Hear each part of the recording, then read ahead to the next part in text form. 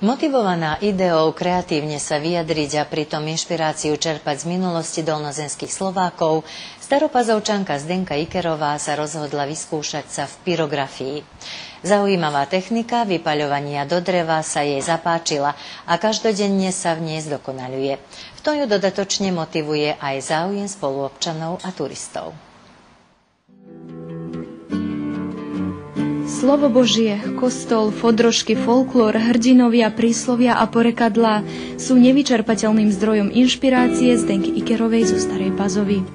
Odhodlaná jedinečným spôsobom zaznamenať obyčaje, spôsoby a tradície staropazovských predkov, záľubu našla v pyrografii.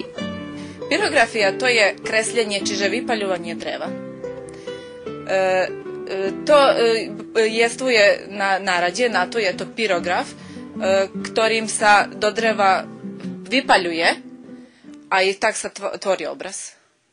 A čo vy používate? Ja zatiaľ pyrograf, ten správny pyrograf nemám, ale stačí na to aj spajkovačka, čiže lemilica.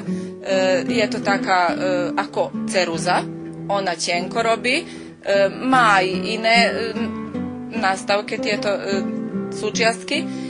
Takže potom sa môžu aj čiary robiť, aj hrubšie, aj tieniť, aj to je to hlavne. Ideje sa hlavne obyčaje Starej Pazove, to je najhlavnejší motiv.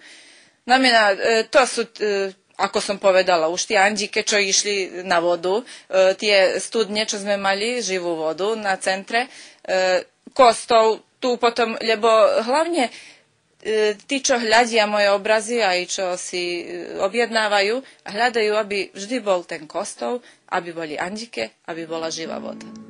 Takže možno povedať, že aj každý obraz vlastne predstavuje určitú si rozprávku alebo historku, tradíciu.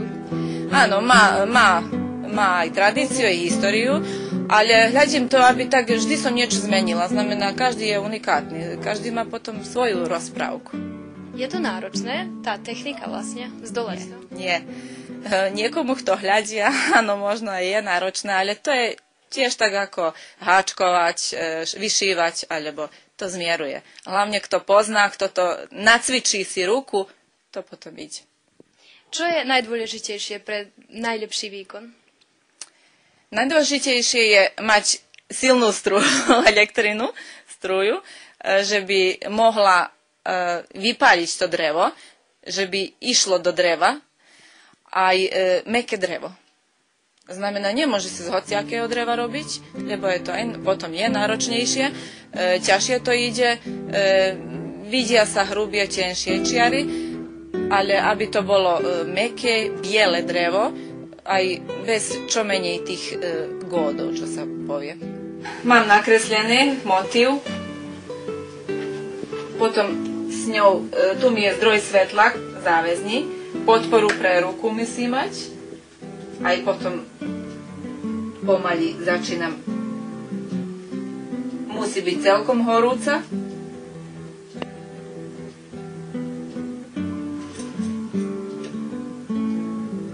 Drevo musí byť mäkké, znamená to je alebo jaseňové, alebo lipové, jedľové, vrbové, topoľové. Hlavne, aby bolo čo belšie, že by sa ten obraz videl. Lebo ak je dub a buk, to je červené drevo, obraz sa slabo vidí na ňom. Najprv si takto urobím všetky tieto hlavné črty a potom tiením a dodávam všetky už drobnosti, šáry, ozdoby. Potom, keď je obraz hotový, zľahka si ho len vyšmirglam, aby sa stratili všetky tie ceruzové formy. A potom tu nosím do dielne manželovi, ktorý lakuje. Znamená, ide najprv s jedným lakom, potom to znovu troška prešmirgláme a ešte dva, že by dostalo lesk. Tá fáza to je niže je náročnejšia, ale dlhšie trvá, lebo trvá 3 dní, kým sa lak osuší.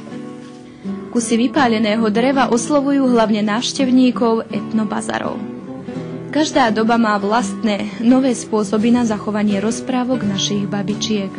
Nádych vône mäkkého dreva a pocit tepla pri spomienke na slová detka či babky Zdenku neustále inšpirujú k tvorbe.